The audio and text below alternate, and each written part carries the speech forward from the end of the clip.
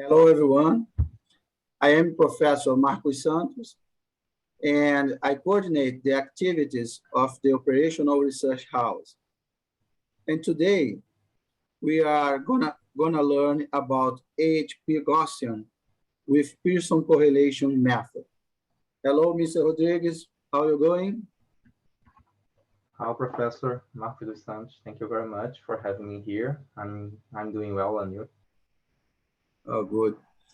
Today, my guest is Mr. Marcos Vinícius Rodrigues, Bachelor degree in Industrial Engineer from Federal University of Rio de Janeiro State, Master degree in Industrial Engineer from Federal Fluminense University, Senior Commercial Gas Operator and an international company in the energy industry with more than 5 years of experience in the OEG sector.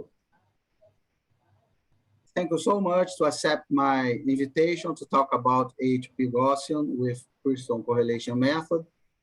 And first, talk a little bit about yourself, your studies, your family, your hobbies, and so on. Okay, yeah. First of all, thank you very much for the invitation. It's always a pleasure to be here speaking to this community. As you already said, I'm an industrial production engineer, and I just finished my master in UF, where I worked with multi-criteria decision methods, with complex decisions where we need to use like mathematical methods to come up with a solution. And in that occasion, I could work with the Gaussian AHP and suggest an improvement with the Pearson's correlation coefficient. And that's what I'm going to show to everybody in this presentation.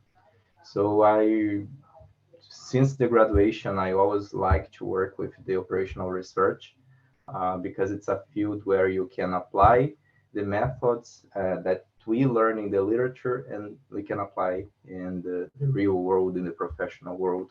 So my research is focused on that. So I always try to learn something real new. Problems. That's it, yeah. Yeah, that's the idea. So I always try to get this merge, you know. So use the methods from the literature and get solutions from here, real problems in the real life. And you develop this specific method to solve a problem, one problem in your sector too. Yes? Yeah.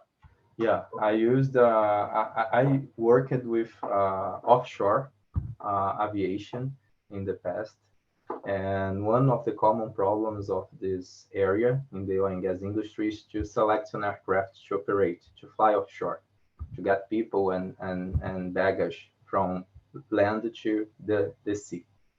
And in my dissertation, I used some traditional methods of the literature, and then also proposed a new one. And we used like real data from public bases, and we got a solution and an ordering after all. And did you apply methods like AHP, TOPSIS, ELECT, and so on? Yeah. We used the some variations of the AHP and TOPSIS, and also we used like a hybrid method called TOR2 in the problem. So the essence of the methods were the traditional ones like AHP and TOPSIS, but I used in my dissertation the variations of these methods like AHP TOPS 2N, TOR2, and also the Gaussian AHP.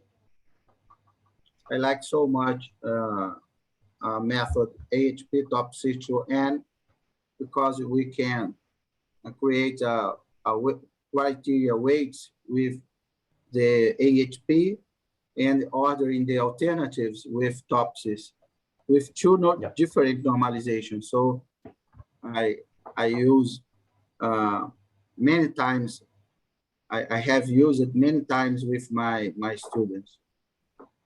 And where are you from? Brazil, Rio de Janeiro, where? Yeah, I'm from Brazil. I live in Rio de Janeiro since ever. So yeah, and I studied in federal universities here. And I hope you will study in doctorate degree. Yeah, Soon, I'm very trying to. soon, very soon. Yeah, I'm trying. Yeah. So I believe that you always love math because you developed a new mathematical method, and I think is so hard to develop a new math method. Yeah, for sure. But we have like a research group. I did my master in UFI, and I'm trying to do the doc in UFI too. And we have a research group there, so we have a lot of support from Professor Simões and also you. And we also have a lot of students dedicated to create robustness and also evaluate the possibilities of the new methods. So we work together in a large group. So it facilitates the process because we have a lot It's of very minds important. thinking together.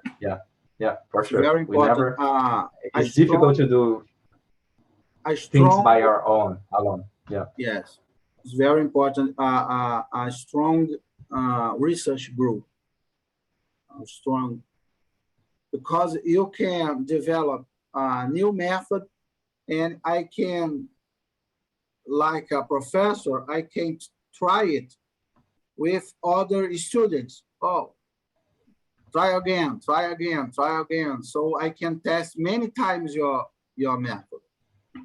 So it's very important. Big and strong research group. Yeah, no, totally agree. Because in that way we can have a more robust method because you have different minds from different backgrounds working together on the same thing, and then you can have a Absolutely. lot of improvement from different sides, different universities, different Point of majors. view. So yeah, different points of view. So it's very important. So doing Absolutely. things alone is not easy. So it's much more easier when we have like people dedicated and working together on something. It's very Absolutely. good. So let's talk about the AHP-Gaussian with Pearson correlation method. When should I use this method? What kind of problems can I solve use this method? Yeah, this is a variation of the traditional AHP. It's kind of an evolution of the traditional AHP and the Gaussian AHP, So we have where we are. AHP from Thomas Saad. After that, AHP-Gaussian, and after that, AHP-Gaussian with Pearson correlation. Pearson correlation. Yeah, so we have an evolution of the traditional ones with a correction in the weights. The biggest, the better point of this method is because we can generate the criteria weights just looking the matrix, the decision matrix. So we don't have the cognitive effort from the decision maker. It's a robust method, so you can use it in different kind of problems.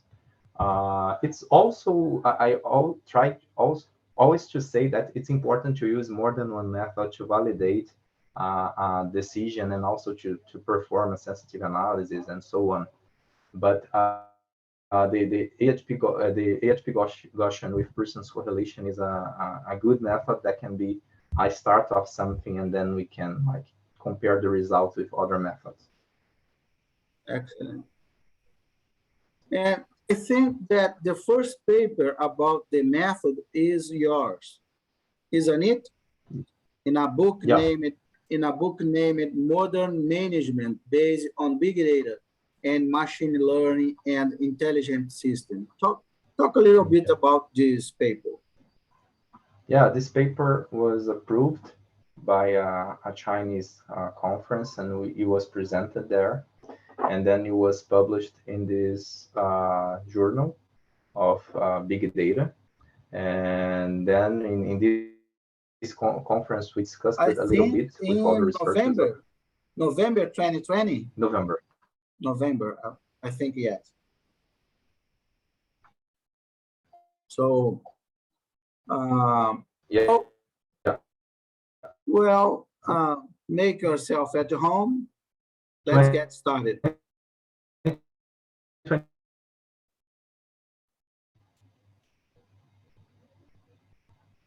Professor, you stopped your screen frozen for some minutes, some seconds. Okay, so let's get started. Okay. Can you see my screen? Okay, yeah, sure. Okay. Okay, so as you said, today I will talk a little about a new method of multi-criteria decision analysis that was recently published, the Gaussian AHP with Pearson's correlation.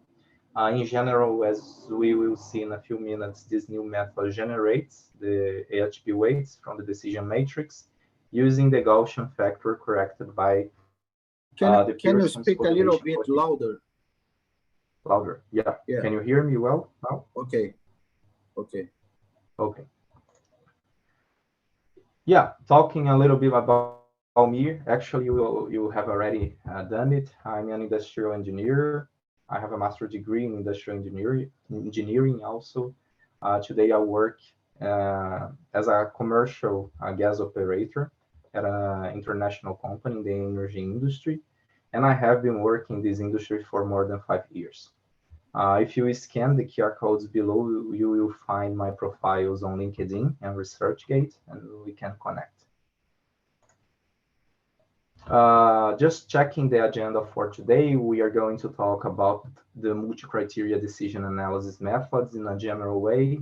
Then I will contextualize the Gaussian AHP with Pearson's correlation method, and I will say some words on the AHP and Gaussian AHP as well. After that, I will introduce the Gaussian AHP with Pearson's correlation and illustrate its use with a practical application. In the end, I will show some software developed by our research group available on the internet, which make life easier for researchers in the area. It's impossible for me to talk about multi-criteria in Brazil without mentioning this book written by Professor Altran and Professor Simões. This is a very comprehensive book that deals with multi-criteria modeling from several fronts. The authors present some key methods from the world's leading schools that are the basis for other more robust methods that can be found in the literature. For me, this is the best book about the subject. Yeah. Oh, good. Yeah, I really like it because it has like a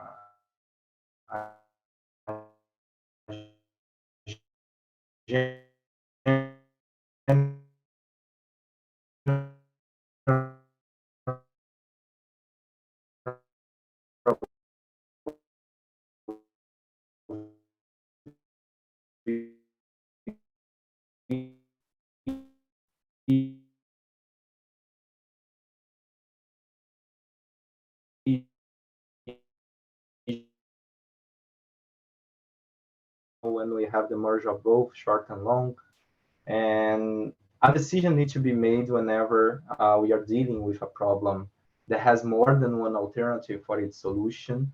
In some cases, even when we are facing problems that only have a single solution, we may have the option of taking this action or not. I liked this. I like this sentence. Living means making frequent decisions. Very good. Yeah. Yeah, because that's right. It's true. Because we are we are daily exposed to thousands of decisions, from the simplest to the most complex. So from the moment we wake up to the moment I was born until to death. Yeah, that's right. Yeah, from the moment we wake up to the moment we go to sleep, we make thousands of decisions every day. Yeah. So It's important to know that human capacity in the decision-making processes is limited. We can mention, for example, the brain process limitation and the influence of emotional and affective aspects that are kind of inherent to our existence, right? And due to this, decision-making process consists of a set of procedures and analysis methods that seek to ensure the coherence, effectiveness, and efficiency of decisions taken based on available information, so based on real data, right?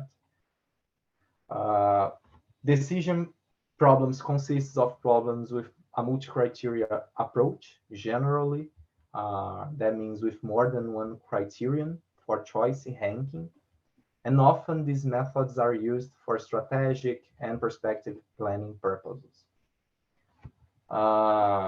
The multi-attribute utility theory consists of the theory of utility incorporated with the treatment of problems with multiple objectives, I mean, attributes, and then I just left this sentence because that's the truth. Living means making frequent decisions, as you said, from the moment we were born to the moment we are going to die. We make a lot of decisions every day, all the time. Starting with this kind of introduction to the multi-criteria decision analysis, we can use the methods in problems that have at least one of the following characteristics.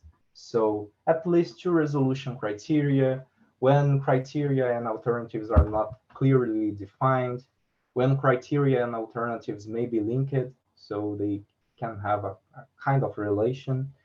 When the final decision depends on more than one person, so we have a group deciding something in a project. When the constraints of the problem are not well defined, when we have qualitative criteria, different scales between the criteria, and etc. We have other characteristics that defines the multi-criteria decision analysis methods.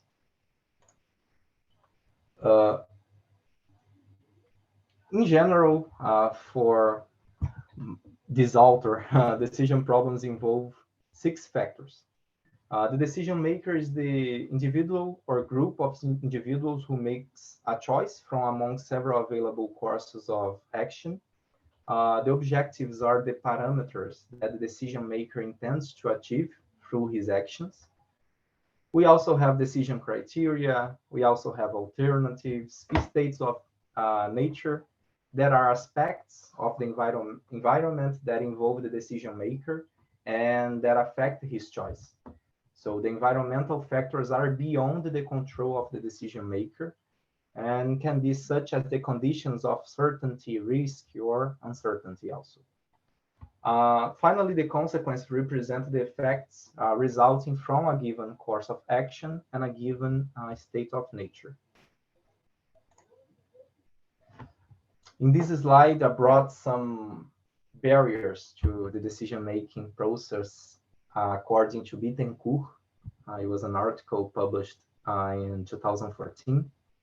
So sometimes you can have like inability to recognize problems. So you are facing a problem and you are kind of unable to recognize it.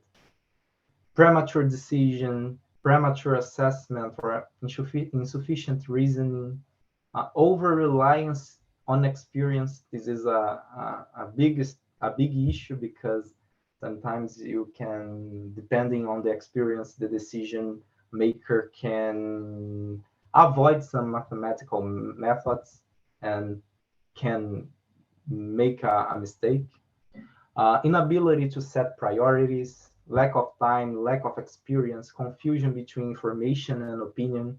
So in the methods, we always work with real information, real data that can be qualitative or quantitative, but are real information and not opinion in most of times.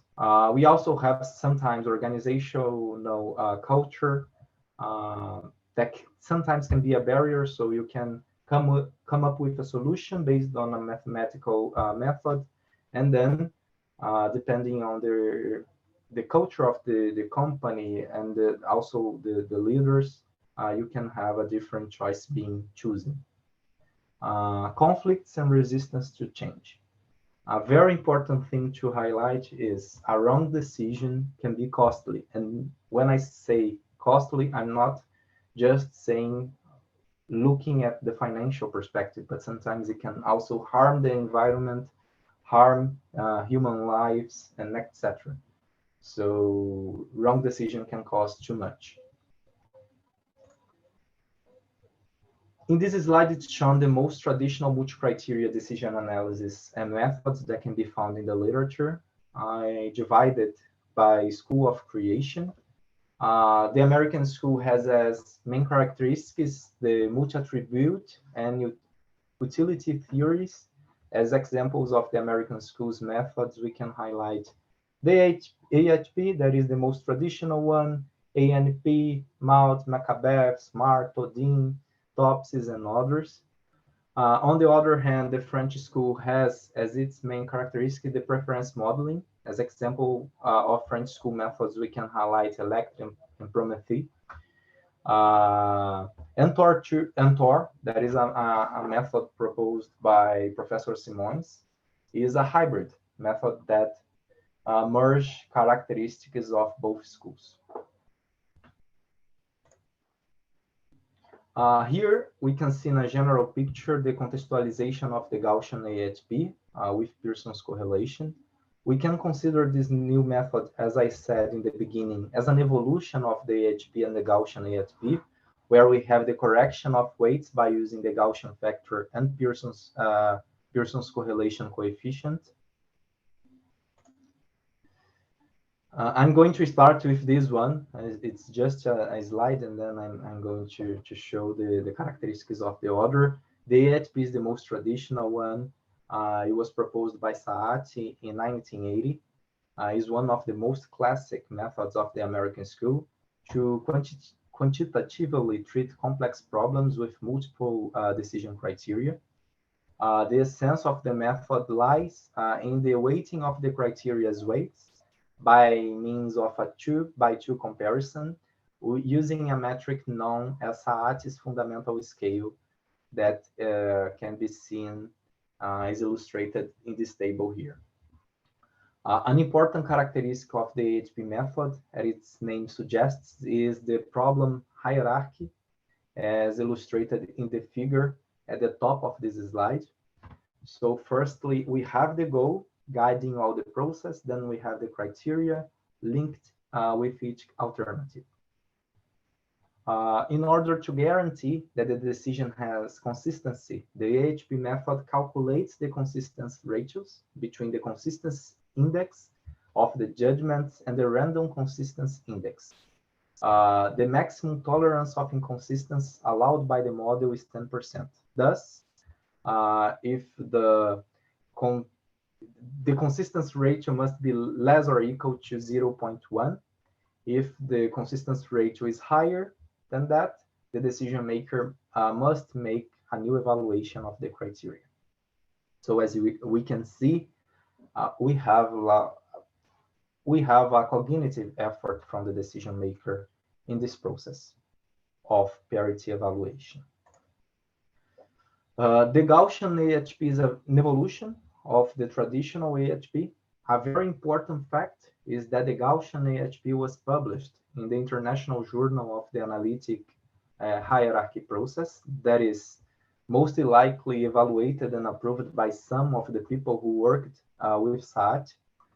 This publication itself already shows the potential relevance of the method. The Gaussian AHP was proposed by Professor Marcos dos Santos, Igor, and Carlos Gomes in 2021, and it presents a new approach to the original AHP method based on a sensitive analysis using the Gaussian factor. In this approach, it is possible to obtain the weights of the criteria through the quantitative entries of the alternatives in each criterion under analysis. That is, it is possible to obtain the weights of the criteria from the data of the decision matrix. One of the important advantages of this new model is related to the reduction of the decision maker cognitive effort, since it is no longer necessary to carry out a parity evaluation of the criteria via this SATS fundamental scale to obtain their respective weights. However, it has a limitation because the feasibility of the model is only met in scenarios where the criteria have cardinal inputs. Here in this slide, we have the step-by-step of the method. I'm showing this because some of them will be equal in the evolution with the Pearson's correlation coefficient. So firstly, we have the definition of the decision matrix. It is very important that the decision maker pay attention in this step, which criteria should be minimized and which criteria should be maximized. Then we have the normalization of the decision matrix using this formula. Then we have the calculation of the alternatives average in each criterion. The calculation of the standard deviation of the criteria based on the sample of alternatives. In this part, Excel can help a lot, but we have the formula here to illustrate. We have in step 5 the calculation of the Gaussian. This calculation will be done for each criterion using this formula. The Gaussian factor will be the standard deviation divided by the mean, the average of each criterion. Then we have the normalization of the Gaussian factor. We do that to have the criteria weights in the end. And then we have the decision matrix weighting. In step 8, we are going to sum the weights and then finally obtain the final rank of the alternatives. It's important to know that criteria with the highest standard deviation will be those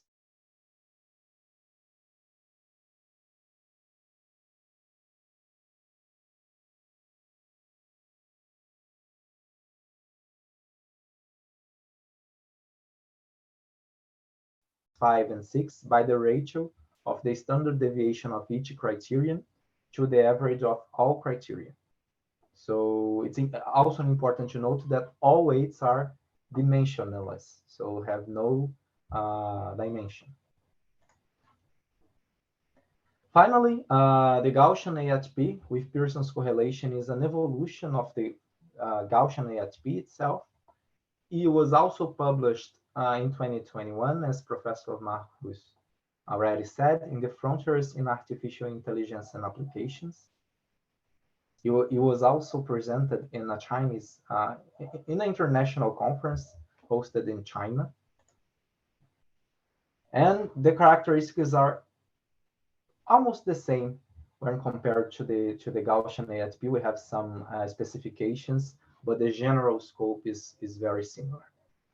The AHP with Pearson's correlation was proposed by Professor Simões, by me, by Igor, and by Professor Marcos dos Santos. The biggest difference between this method and the Gaussian AHP is in the correction of the weights generated by the Gaussian AHP through the Pearson's correlation coefficient. So we make a correction in the Gaussian factor calculated by the Gaussian. It is also possible to obtain the criteria weights from the data of the decision matrix. So we are also reducing the decision maker's cognitive effort. Okay, and the limitation stay the same.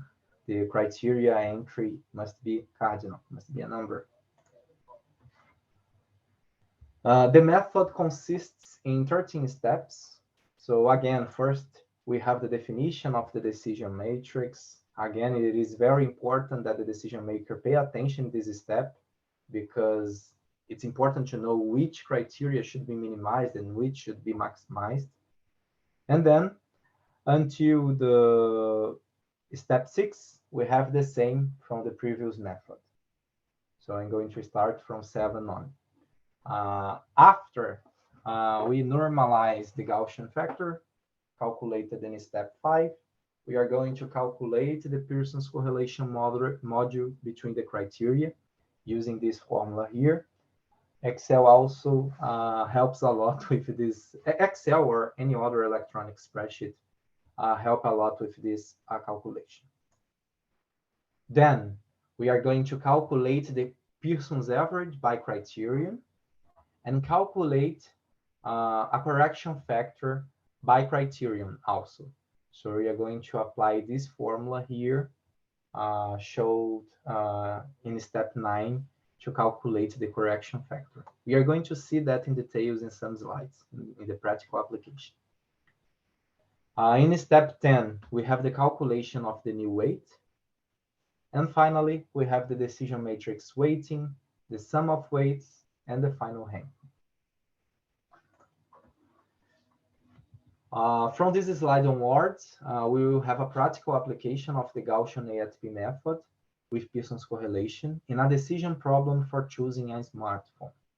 So we have 3 alternatives: iPhone 13, Samsung Galaxy S21, and Motorola Edge 20. And we have 5 decision criteria: cost, camera, storage, screen, and autonomy, battery. In step 1, we have the formation of the decision matrix. In this step, as I said earlier, it is important to pay attention to which criteria we are going to maximize or minimize. So in this case, we would like to minimize the cost and maximize the others, maximize the rest: camera, storage, screen, and autonomy. The criteria that we want to minimize must be penalized by applying the formula that can be found here at the bottom of the slide. That is 1 divided by the value of the alternatives on the criterion we want to minimize. So it's a kind of penalization to have all the criteria on the same page. Okay. In step 2, we are going to normalize the decision matrix shown in the previous slide. So we are going to normalize it using this formula here. Then we are going to calculate the alternative average in each criterion in step 3.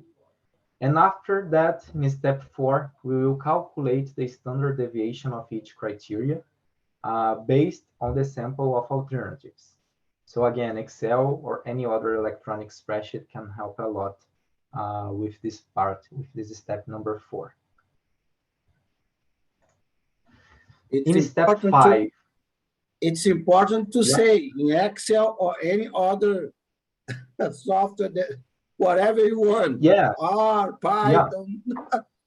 Yeah, you can choose the best for you. It's just important to have the correct formula implemented, and then there's no difference between. I like to use Excel. We are get a fight here. No, there's no need to have a fight. I like to use Excel. It's the best language. Python is the best language. No. That's not the idea. That's not the idea. You can feel free to use the best software that works better for you. You can be Excel or you can use whatever any other software. Yeah, you can use whatever you want. Yeah, right. Very good point. In step 5, we are going to calculate the Gaussian factor for all criteria and normalize them in step 6. Up to this point, the step-by-step is identical to the traditional Gaussian AHP. In the next slide, we will start to see in practice some particularities with the incorporation of the Pearson's correlation coefficient. So up to here, we have basically the same scope of the Gaussian AHP. Now we are going to see how the Pearson's correlation coefficient will work on the correction of the Gaussian factor generated by this formula: standard deviation divided by mean. In step 7, we calculate the Pearson's correlation module between the criteria using this formula here. And then in step 8, we will calculate the Pearson's average per criterion. So it will generate this other column here. We will have a Pearson's average per criterion.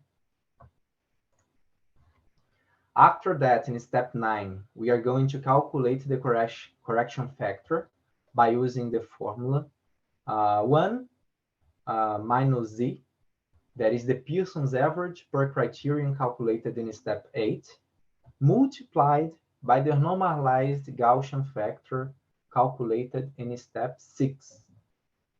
And finally, in step 10, we will have the new weights divided the y per its sum. So applying this formula here, we are going to have the new weights, another column, a new weight per criterion. In step 11, we will weight the normalized decision matrix from step 2, using the weights found in the previous step. And then in step 12, in order to obtain the ranking, we will sum the score of each alternatives in all the criteria. And we finally have the final ranking in step 13. We can see that the result of the Gaussian AHP with Pearson's correlation is consistent with the result of the Gaussian AHP. A single point of attention is that the difference between first and second place decreased with the new weighting. Thus, it is suggested to use other methods to validate the results found here. As in most real-life problems, it is always interesting to perform a sensitive analysis and compare the results found in a method with the application of other methods. So then you can have a robust decision.